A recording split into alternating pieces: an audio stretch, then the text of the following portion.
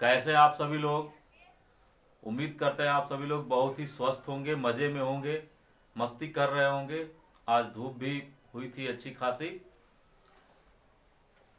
लेकिन आप लोग पढ़ाई की तरफ अपना विशेष ध्यान दें।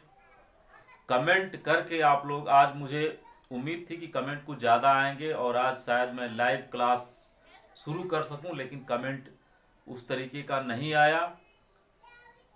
फिलहाल अगर आपकी इच्छा नहीं है तो मैं ऐसे ही वीडियो डालता रहूंगा, आप उसका लाभ लेते रहिए।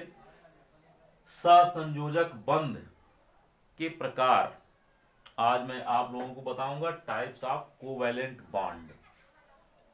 पिछले क्लास में मैंने सहसंयोजक बंध या सहसंयोजकता के बारे में बताया। सहसंयोजकता जो है उसके माध्यम से कितने तरीके के बंध बनते हैं। 3 तरीके के बंध मैंने बताया था। एकल बॉन्ड, ये द्विबंध या डबल बॉन्ड, ट्रिपल बॉन्ड या त्रिबंध। अब सहसंयोजक बंध कितने प्रकार के होते हैं वो देख लीजिए। वो तो अलग प्रकार था इलेक्ट्रॉनों की साझेदारी के आधार पर, लेकिन और किस तरीके का बंध होता है इसको स्पेशली हम 2 भागों में डिवाइड कर सकते हैं। नंबर 1 है ध्रुवीय बंध।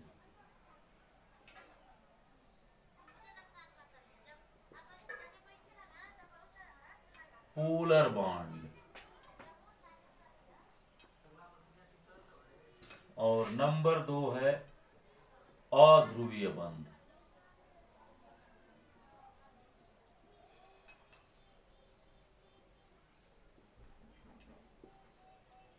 Non polar bond.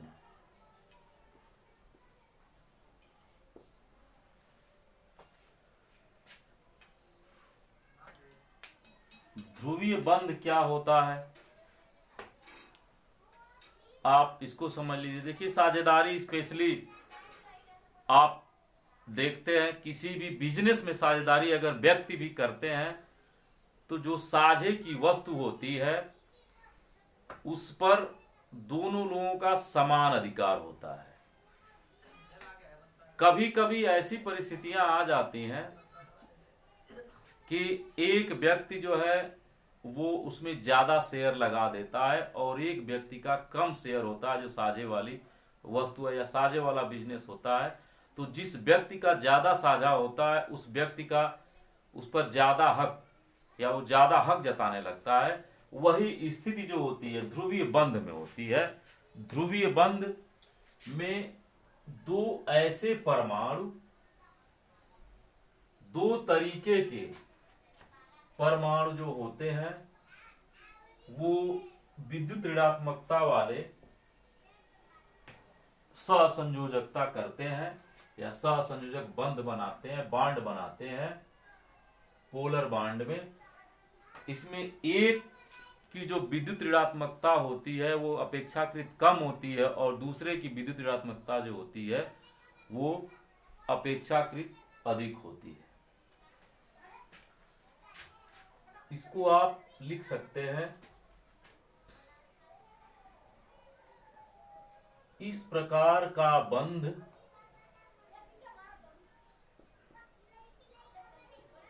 दो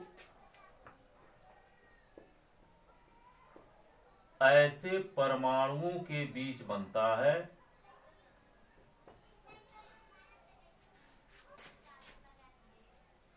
ऐसे परमाणुओं के बीच बनता है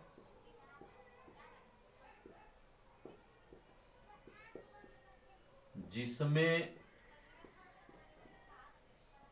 एक परमाणु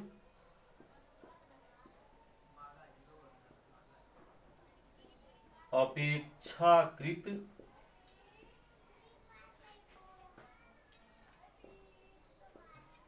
कम विद्युत ऋणी होता है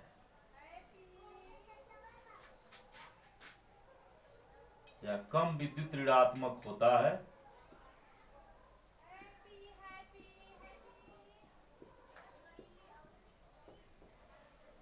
और एक जो होता है वो अधिक होता है विद्युत ऋणी और इनके बीच जो इलेक्ट्रॉनों की साझेदारी होती है उस पर कम वाले पर जो है वो एक धनात्मक आवेश टाइप प्रदर्शित होता है और एक पर जो होता है ऋणात्मक आवेश। जैसे आप देख लीजिए HCl अणु जो होता है इसमें क्या स्थिति होती है, वैद्युत द्विध्रुव की स्थिति पैदा होती है। ऐसे में एक पर धन आवेश प्रदर्शित होने लगता है, एक पर ऋण आवेश प्रदर्शित होने लगता है। इसमें आप जब आवर्त सारणी पढ़ेंगे, मैं जब पीरियाडिक टेबल शुरू करूंगा हर एक ग्रुप के बारे में, हर एक समूह के बारे में बताऊंगा। हाइड्रोजन ऐसा तत्व है जिसको प्रथम समूह में भी रखा जाता है और सेवेंथ में हैलोजन परिवार के साथ भी रखा जाता है। तो इसकी विद्युत ऋणात्मकता जो होती है अपेक्षाकृत इससे कम होती है। ये चूंकि प्रथम समूह के जितने भी तत्व हैं वो हाईली पॉजिटिव होते हैं, उस समूह में भी इसको रख दिया जाता है हाईली पॉजिटिव के साथ। और इसमें भी वो मेंडलीव साहब ने रखा था, इसके साथ दोनों के साथ भी इसके गुण मिलते रहते हैं, इसलिए दोनों के साथ इसको रखा जाता है। आवारा तत्व भी इसको कहा जाता है। इसीलिए तो आप हाइड्रोजन के लास्ट में, वो अलग चीज है मैं उसको बाद में बताऊंगा, आप देख लीजिए हाइड्रोजन के लास्ट में एक इलेक्ट्रॉन होता है, एक और अंतिम जो कोष एक है, एकमात्र कोष ही होता है हाइड्रोजन के पास, चाहे पहला कोष कहिए चाहे अंतिम कोष कहिए, और ये हीलियम के करीब होता है। और क्लोरीन के पास मैंने बताया था अंतिम कोष में 7 इलेक्ट्रॉन होते हैं। यही बना लीजिए इसको भी, Cl 1 2 3 4 5 6 7। तो ये आपस में साझेदारी करेंगे ऐसे, और ये हाइड्रोजन के भी 2 हो गए और क्लोरीन के भी 2 2 4 2 6 2 8 हो गए। और ये जो होते हैं बांड बनाते हैं ऐसे, इनका बांड जब बनेगा तो जो साझे का इलेक्ट्रॉन युग्म होता है अपेक्षाकृत ये क्लोरीन के ज्यादा पास होता है, क्लोरीन के ज्यादा पास होता है, इसलिए ये माइनस डेल्टा या डेल्टा माइनस ऐसे जो है माइनस डेल्टा, ये नकारात्मक निगेटिव गुण, ऋणात्मक ज्यादा प्रदर्शित करता है गुण ये। और इससे जो होता है थोड़ा दूर होता है, यानी डाइपोलर मोमेंटम, द्विध्रुव की स्थिति इसमें पैदा होती है। तो यहाँ और इस पर जो है ये पॉजिटिव आवेश व्यक्त होता है ध्रुवीय बंध में, इसीलिए ध्रुवीय बंध का की संज्ञा दी गई इसको, या पोलर बॉन्ड कहा गया, क्योंकि एक अणु जो एक परमाणु इसमें जो होता है कम विद्युत ऋणी होता है, एक ज्यादा विद्युत ऋणी होता है, और ज्यादा विद्युत ऋणी के करीब जो होता है वो जो साझे का इलेक्ट्रॉन युग्म होता है उसी के पास होता है। इसलिए ये इनका गुण जो होता है वो विद्युत संयोजी यौगिकों के जैसे दिखता है, उसमें भी एक धन आवेश प्रदर्शित करता है। जो तत्व इलेक्ट्रॉन त्यागता है, जो परमाणु, उस पर धन आवेश होता है, यानी उसकी संयोजकता जो होती है धनात्मक होती है, और जो इलेक्ट्रॉन ग्रहण करता है उसकी संयोजकता ऋणात्मक होती है। जितना आवेश वो जितना इलेक्ट्रॉन ग्रहण करेगा उस पर उतना ऋण आवेश होगा, या उसका जो चार्ज होगा ऋणात्मक होगा, और जितना इलेक्ट्रॉन त्यागता है इस पर धनात्मक होता है। जो तत्व जितना इलेक्ट्रॉन त्यागता है, तो वही स्थिति यहाँ पर भी पैदा होती है। क्योंकि हाइड्रोजन कम विद्युत ऋणी है और डाइपोलर स्थिति पैदा होती है यहाँ पर, द्विध्रुवीय स्थिति, और यही जो बनाता है अणु जो है HCl बनता है। बात समझ में आ गई मेरे ख्याल से आपको। ध्रुवीय बंध वहां बनता है जहां पर एक परमाणु जो होता है अपेक्षाकृत कम विद्युत ऋणी होता है और एक परमाणु अपेक्षाकृत अधिक विद्युत ऋणी होता है। किसी क्लास में आपको इसका डाइपोलर स्थिति मैं बता दूंगा। फिलहाल आप लोग उस तरह की स्थिति पैदा करिए कि मैं और भी बड़ा क्लास आपको केमिस्ट्री का दे सकूं, आप अधिक से अधिक शेयर और सब्सक्राइब करिए, तभी आपको और ऊंची क्लास में दे सकता हूं और अच्छी क्वालिटी क्लास, इससे भी अच्छी क्वालिटी की क्लास में दे सकता हूं। लेकिन आपकी संख्या बढ़नी चाहिए दिन ब दिन, तभी आपको अच्छा और अच्छा क्लास चाहिए और भी बढ़िया क्लास चाहिए बाबू, तो आप संख्या अपनी बढ़ाइए, लाइव क्लास भी दूंगा। दूसरा आप देखिए अध्रुवीय बंध।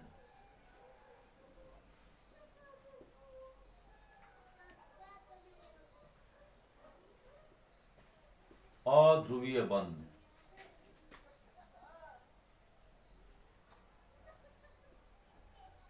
नॉन पोलर बॉन्ड, ये आप वैसे ही समझ गए होंगे। इसमें जो होंगे वो समान प्रकृति के होंगे, जितने भी वो उनकी विद्युत ऋणात्मकता जो होगी, जिन परमाणुओं की विद्युत ऋणात्मकता समान होगी, उन पर जो साझे का इलेक्ट्रॉन होगा उस पर दोनों का बराबर का हक होगा। ऐसा बिजनेस होगा जो दोनों व्यक्ति, इस तरीके का बिजनेस होगा जिस पर दोनों व्यक्ति समान रूप से प्रभावी होंगे।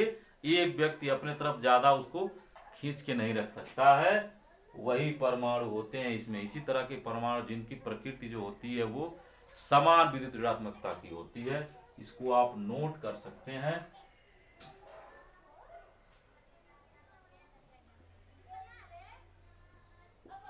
ऐसे बंध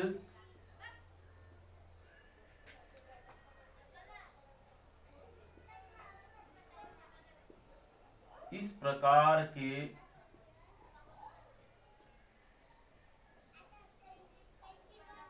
परमाणुओं के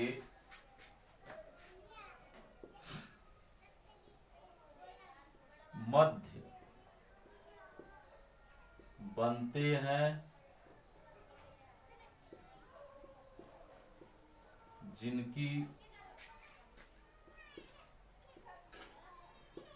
विद्युत ऋणात्मकता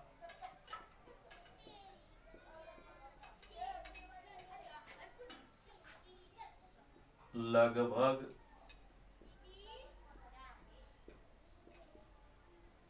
समान प्रकृति की होती है।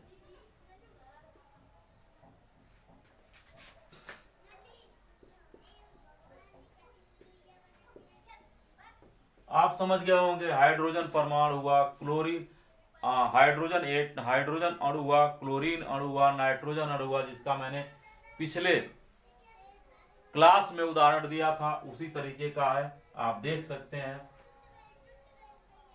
जैसे आपको NH3 अणु का उदाहरण, अमोनिया अणु का उदाहरण मैंने दिया था, इसमें उस तरह की स्थिति नहीं पैदा होती है। नाइट्रोजन के लास्ट में जो होते हैं वो 5 इलेक्ट्रॉन होते हैं, 1 2 3 4 5।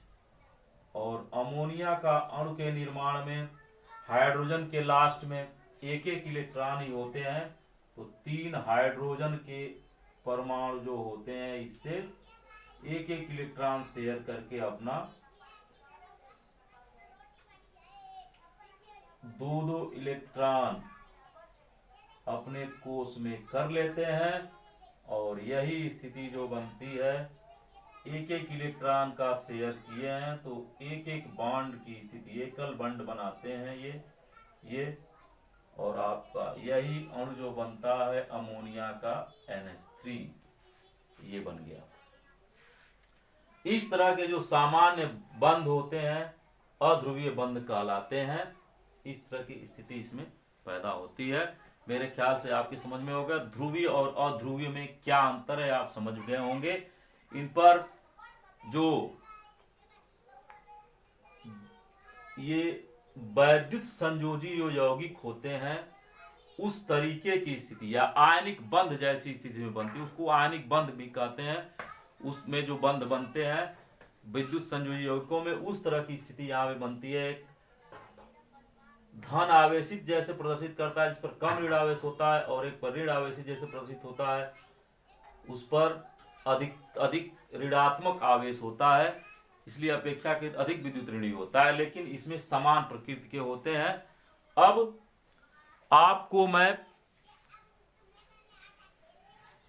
सहसंयोजी यौगिकों के गुण के बारे में बता देता हूं, वो आप देख लीजिए।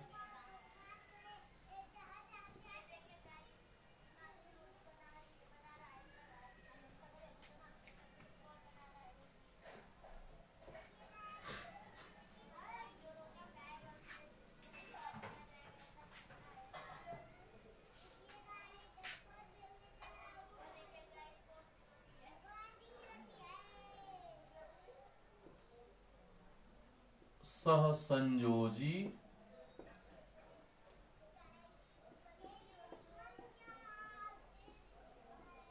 यौगिकों के गुण।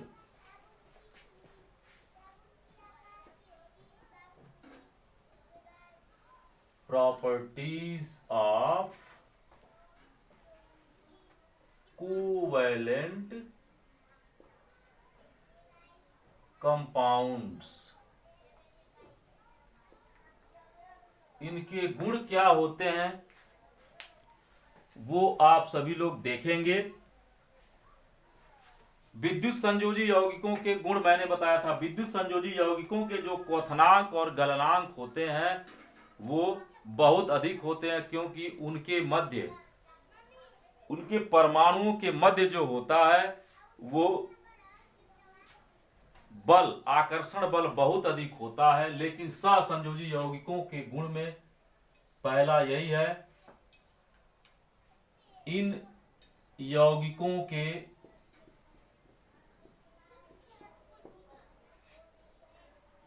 गलनांक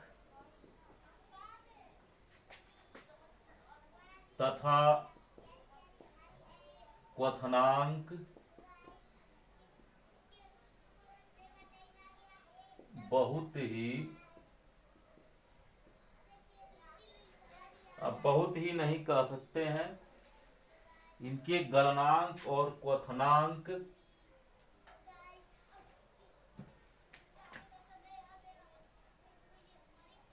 विद्युत संयोजी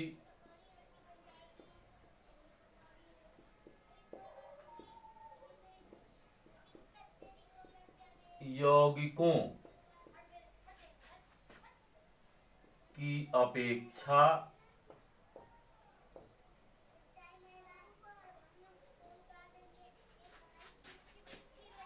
कम होते हैं।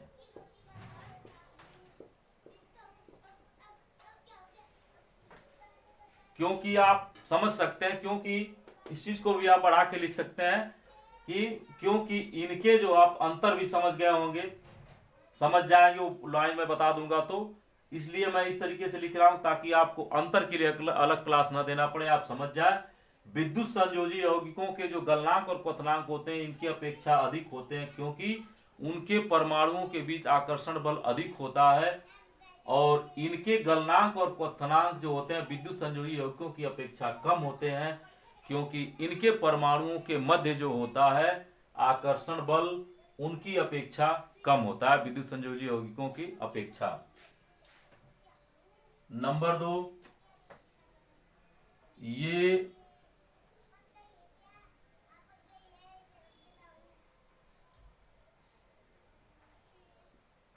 ध्रुवीय, मैंने आपको बताया था कि विद्युत संयोजी यौगिक जो होते हैं अध्रुवीय यौगिकों में अघुलनशील होते हैं, लेकिन ये अध्रुवीय यौगिकों में भी घुलनशील होते हैं। ये अध्रुवीय यौगिकों जैसे एल्कोहल, ईथर आदि में घुलनशील होते हैं।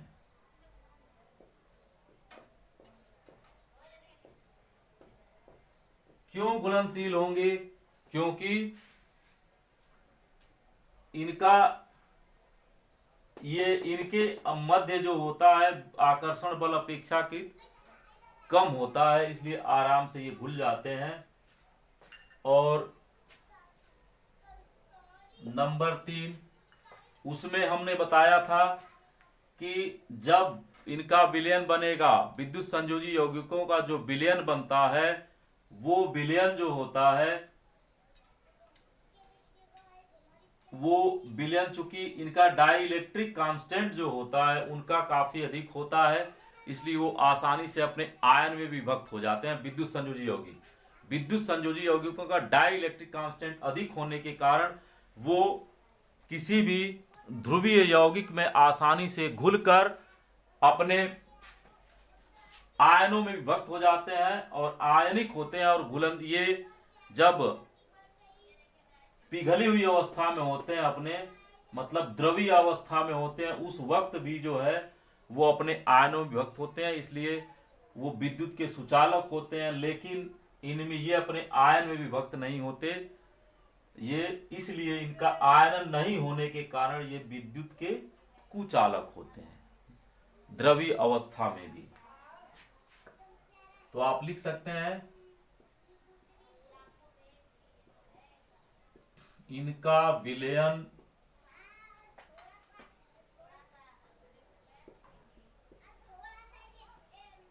विद्युत का कुचालक होता है, मतलब विद्युत के सुचालक ये नहीं होते हैं। एक तो मैं डाइलेक्ट्रिक कांस्टेंट कम होता है इसलिए घुलनशील नहीं होते, और दूसरा ये विद्युत के कुचालक होते चूंकि इनका आयनन नहीं होता है। ये जो है मुख्य प्रॉपर्टी सहसंयोजी यौगिकों की है। इसके आधार पर आप सहसंयोजी यौगिकों को पहचान भी सकते हैं, और मेरे ख्याल से आपके समझ में आ गया होगा। अब इसमें और भी चीजें हैं बॉन्ड से संबंधित, उसको नेक्स्ट क्लास में, अभी मैं आप लोगों का इंतजार कर रहा हूं, ताकि अधिक से अधिक आप मेरी क्लास को शेयर करिए और सब्सक्राइब करिए ताकि अधिक से अधिक बच्चों तक पहुंच सके। मैं आपको पाई बॉन्ड और सिग्मा बॉन्ड के बारे में बताने के लिए सोच रहा हूं। उसके बाद और भी क्लासेस बहुत सारी हैं, उनको भी बताऊंगा, लेकिन आज के लिए फिलहाल इतना ही। जय हिंद, जय भारत।